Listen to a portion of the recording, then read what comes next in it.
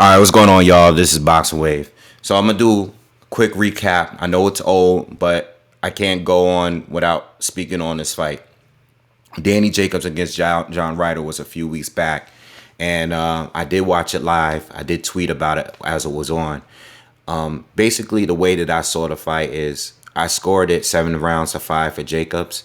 I think Jacobs won 5 out of the first 6 rounds, and I think Ryder won 5 out of the last, or no, I'm sorry, 4 out of the last 6 rounds. So Jacobs got 2 rounds on the end, and Ryder got 1 round in the first 6, in my opinion. All right, so 7-5 for Jacobs. Close fight, and I knew if it was going to be close, John Ryder lives down the block from where the arena was at. So I felt like, yo, if this fight is close, they're going to give it to John Ryder. It is what it is, you know. Danny Jacobs went out there to fight him. He didn't have to do it, but it was a good fight. He got back with Andre Rozier. Even with this loss, I don't think this is a career-ending loss. Most people probably feel that Jacobs won the fight just based on my what I've seen like on social media. A lot of people feel that Jacobs won, did enough to pull it off. But I'm not screaming robbery because the judges' scorecards were tight. And it was a tight fight. I had it 7 rounds to 5 for Jacobs.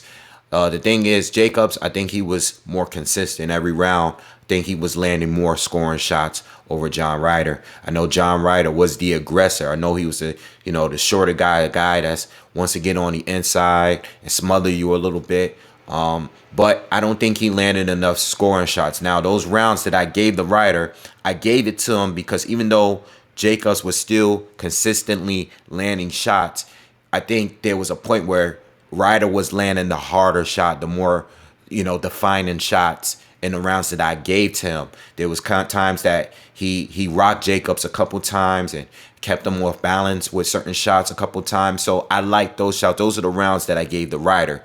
But there was a long period, a stretch, where some people even said that Ryder didn't even win a round in the first 6 rounds. And he didn't win every round in the last rounds, the remaining of the fight. So with that being said, I don't see how, I don't believe that Ryder won. All right. But I knew that the fight was tight, which it was. I figured they were going to give it to him. Again, this is not a career. This is not like a retirement type of loss for Jacobs. A very debatable fight against a tough fighter.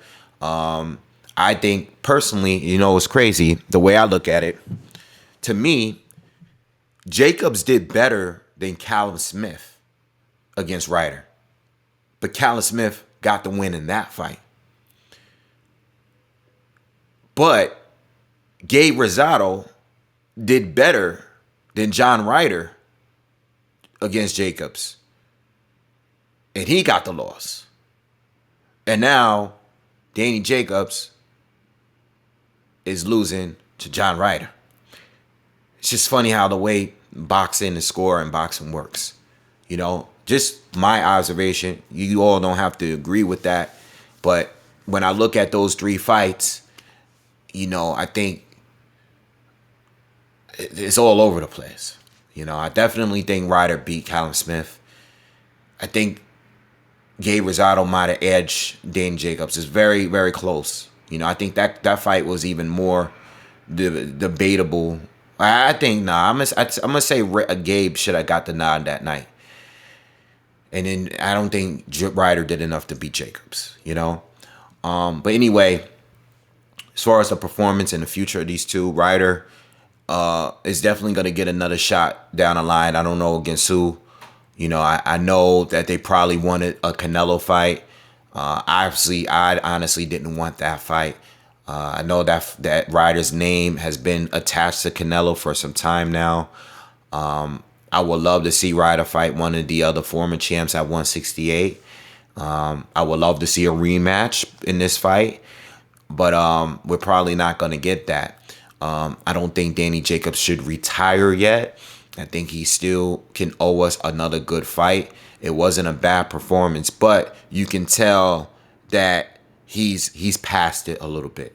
That's the one thing that I took from that. Even though I was more impressed with this performance over the last couple of performances, and I'm glad he's back with his old coach.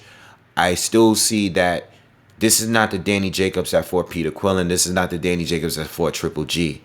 You know, he's not even the guy that fought Canelo Alvarez. You know, I see a clear difference in him, and even though he's still very good, and there's still fights like a Jamal Charlo fight that I still want to see. There are still fights out there that are pretty good. I would like to see him against a Caleb Plant maybe, but I can tell that he's not at his best anymore. Like, he's definitely past it, you know. And Ryder, there's opportunities for him too, all the same opportunities. But this didn't make me feel like Ryder is a top dog at 168.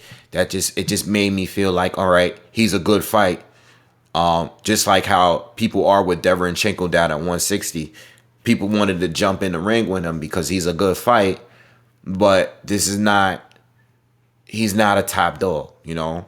So anyway, just wanted to do a quick video on that.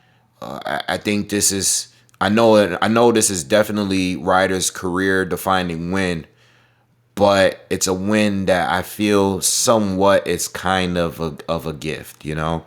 If this happened somewhere else, he probably wouldn't have gotten the nod. All right.